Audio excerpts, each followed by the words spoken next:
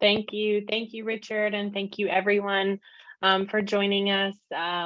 Good morning, good evening, good afternoon, wherever everyone is located. My name is Maya D'Andrade. I am, as Mr. Richard mentioned, the Director of Global Outreach for the University of South Alabama. So I'm excited to be here today to talk to you a little bit more about the university, give you a little bit more in-depth information about our possible programs for you to attend. So we'll go ahead and get started. So I'm gonna share my screen. So this is a beautiful aerial shot of a part of our campus. This is our bell tower, our molten tower. So you can pretty much see it from any point in campus. And we'll go ahead and we'll dive in a little bit more specifically to where we are in the United States. So Mobile is a city in the state of Alabama, which is where the largest red dot is on this map, where USA is written. We're about a 2-hour drive from New Orleans, Louisiana. We're a little bit less than an hour of a flight to Atlanta and about an hour flight from Dallas and Houston as well. So Alabama is situated between Texas and Florida. Those are going to probably be the states that you know best. So we are on the southeast of the United States, right along the Gulf of Mexico. So our area is called the Gulf Coast. It's warm, it's sunny, it's today 75 degrees Fahrenheit, so quite warm for December, but we have about 220 days of sun per year. We have several beaches within just an easy driving distance of campus, and you can see that bottom circle. Those are going to be our average temperatures for each season here in Mobile. So pretty warm, pretty mild winter. We don't have snow, anything like that. So just to kind of give you an idea of the climate of the region. Mobile is a pretty large international shipping port for the United States. So we are very fortunate to have over 50 international companies located here in the city of Mobile. And a lot of those are great opportunities for students to get OPT or jobs, internships, things like that. We have fantastic relationships with many of these companies, so we're excited to put you in contact with them as well. Mobile also has really fun festivals and art walks and things like that that go on. So there is always plenty to do here in the city. The city is about 200,000 people, so it is a mid-sized metropolitan city generally. The university is also a medium-sized institution, so it's a public university with about 14,000 students. We try to keep our class sizes small so students can have one-to-one interactions and feel like they're getting that personalized and individualized attention from the professors. We do have, as Mr. Richard mentioned, several degree programs. We will focus on 3 main colleges today, but I will review all of the colleges so you can see just kind of some of your options here. We offer programs at the bachelor's, master's, and PhD level as well. We're R1 research institution. So we have a high level research, the Carnegie level designation, if you're familiar with those. But we have 18 plus research centers, 250 student organizations, so plenty to do on campus as well. This is just a few shots of our campus. So the top left is our Student Recreation Center with state-of-the-art equipment, classes 7 days a week, so much for students to do. We also have, below that is Meisler Hall. That's actually right where I am located today. I'm one of those windows on the left side. But that's going to be kind of administrative stuff for students, financial aid, scholarships, things like that. And then there's the rest are just academic buildings on our campus. And then the one with the large crowd is a photo of our graduation, which is also happening today as well. So we have 9 different colleges. One is actually not listed here, but it's a brand new. So I'm excited to share that with you guys. And we have our honors college as our 10th. So the PACCAPS Covey College of Allied Health Professions houses things like radiology, speech language pathology, audiology, cardiorespiratory care, things like that. The College of Arts and Sciences houses most of our programs, so that's going to be the largest number. Ranges from biology to chemistry, physics, communication, art, photography, things like that. So you can see there's a pretty broad range of programs in the College of Arts and Sciences. The College of Education and Professional Studies houses programs like instructional design and development, educational leadership, and all of our teaching degrees as well. Our College of Engineering houses 5 different classes of engineering. We'll go over those in the next slides. Computing and business we'll also go over in the next few slides as well. The College of Nursing is our most popular with over 4,000 students right now. We have a patient simulation lab building that's designated for these students to get hands-on training with those fake patients that you see there in that photo. We also have a College of Medicine that houses a basic medical sciences research PhD. And we finally have a brand new college. It's the School of Marine Science and Environmental Studies. And so that is where students can study things like marine biology, environmental toxicology, environmental studies. And those are going to be programs that were previously in our College of Arts and Sciences, but it has grown so much that it has become its own school. So first we'll highlight the College of Engineering. You can see that we have 5 kind of main faculties in engineering, and then we have systems engineering at the master's and PhD levels. So chemical and biomolecular engineering at both the bachelor and master level, civil, coastal, and environmental engineering, electrical, computer, and mechanical, all at the bachelor's and master's levels as well. The research income of the College of Engineering is well over $2 million annually, so it is a very highly centralized research facility on our campus. It's ABET accredited, which is a very high level of accreditation for colleges that are engineering and computing focused. So there is so much to do here. Of course, the College of Engineering has so many different industry connections, as I mentioned a little bit earlier. That's helpful for things like OPT. We do offer undergraduate research opportunities, which is a little bit different than a lot of other schools. So you can do research as early as your undergraduate. We keep our class sizes small so that the student to faculty ratio stays about 20:1. So you're able to get that individualized attention. The College of Engineering also has several different organizations specifically related to that college, and there are leadership opportunities within that as well. And of course, study abroad opportunities, even as international students, which is exciting. The next college that we'll highlight is computing, which is also ABET accredited. So again, a very high designation there. We have 4 bachelor's degrees, so computer science, health informatics, information systems, information technology. And we have a computer science and information systems master's, which is going to be our most popular amongst our international students currently. And we also have a computing PhD as well.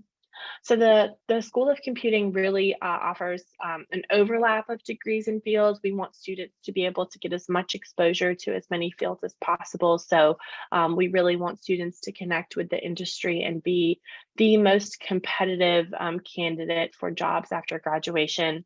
It's also designated as a National Center of Academic Excellence in Information Assurance and Cyber Defense Education by the National Security Agency and the U.S. Department of Homeland Security. So again, we're really proud of these designations. We've worked very hard for them.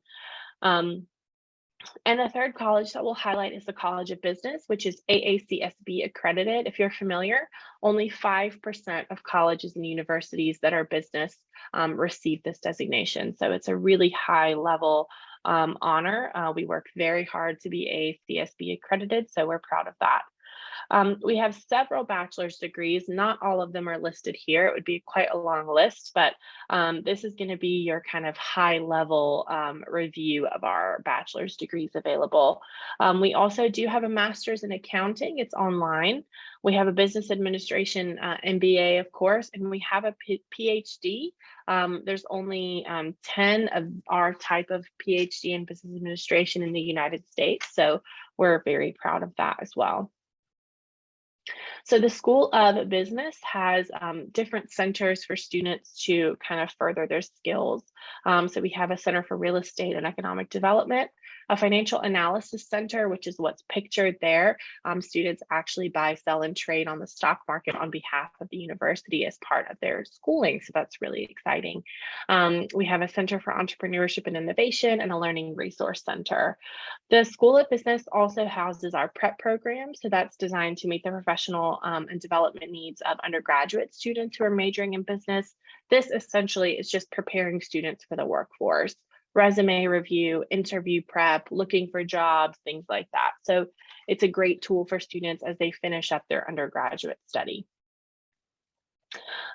With research, these are just a handful of our available research centers. So you see there's a lot of opportunity for research here, cancer, weather, marine, forensics. So just so many different things you can look at. So we're excited to share those. So let's talk a little bit about the campus itself. We have 250 clubs and organizations. We have 17 Division I athletics teams on our campus as well. So many things to do. We have an office, it's Global USA. That's going to be all things international, international admissions, immigration, outreach, which is my office. We're all housed here in the same suite. So we're excited to help students kind of get through the process and see if they need anything. We want to make sure that they're prepared before they arrive.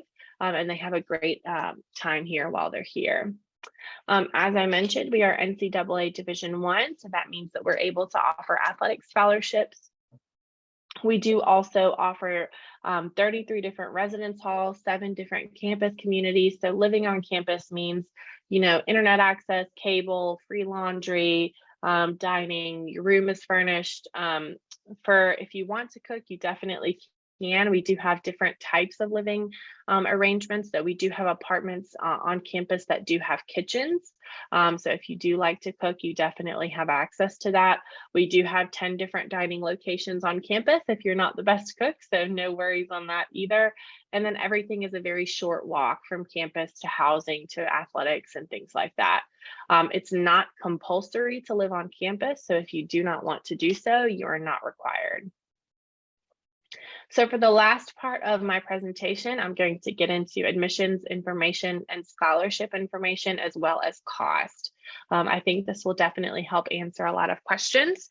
And of course, after this, Richard and I both are happy to answer any questions that you have. So let's get into this part. So for incoming freshman students, this is students coming straight from high school. They require an online application, your academic records of at least 2.5 out of 4 GPA. So that's about a 7 if you're on the 10-point scale. But we will do the conversion for you if you are not on the 4.0 scale system. That is okay. We require students to submit 1 proof of English proficiency, so TOEFL, IELTS, Duolingo. You can take the SAT, although it's not compulsory. If you're in IB or A levels in the British curriculum, we can definitely use those scores as well. So our English requirement is a little bit flexible.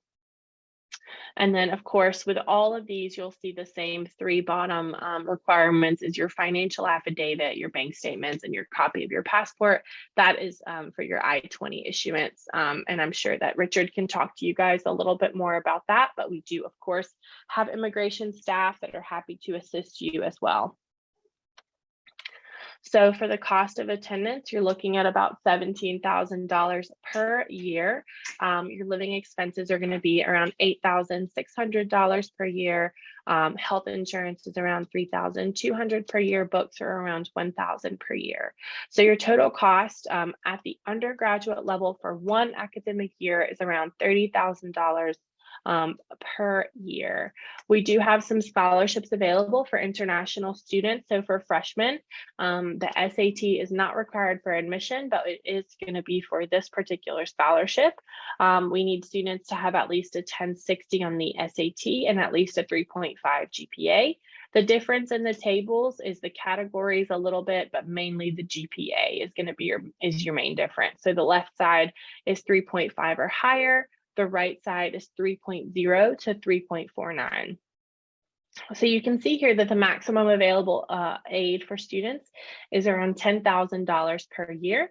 So that will pay a little bit over half of your tuition. We do not have full scholarships, but we do have this scholarship opportunity available. For transfer students as well, we have the same pretty much admissions requirements. The GPA requirement is a little bit lower, but English proficiency, finances, things like that is all the same. The cost of attendance is also the same because you are still at the undergraduate level. And for students who would like a transfer scholarship, it's just based on their incoming GPA. So no test is required, and the maximum is $4,000 per year. Finally, for graduate students, so this is going to be mainly for master's, PhD, the cost is a little bit different, but the requirements are pretty much the same. So you need at least a 3.0 in your undergraduate coursework out of 4, so that's going to be really an A average, AB average. Testing requirements, so you can see your English proficiency options are a little bit less here. So you have about 5 different tests you can take. The number required is going to be a little bit higher. Most programs are still requiring GRE. For example, our computer science programs, engineering programs, they're still requiring GRE. Our MBA, typically does require GMAT. They do offer waivers sometimes, kind of depending on your previous experience and things like that. Our PhD in business does not require a GMAT score. Letters of recommendation and statement of purpose are typically required as well. And then, of course, as you've seen before, your financial affidavit, bank statement, and your copy of your passport. So tuition and fees is going to be the only number that's different here for the cost of attendance. It's around $11,000 per year. You can see the tuition is much lower than undergraduate study, and that's because there's less opportunities for financial aid. Living expenses, health insurance, and books are the same as you've seen on the last few slides. So $24,000 per year for your graduate study. And finally, the university, as I mentioned, we don't offer graduate scholarships, but we do have fantastic graduate assistantship opportunities. They're made on a competitive basis to degree-seeking graduate students. Typically, this is where you'll work 20 hours or so per week with your department, and in return, your department will actually offer you a tuition waiver and a stipend as well for some of your living expenses. So it'll make it a little bit easier, especially when your tuition is going to be covered by your department.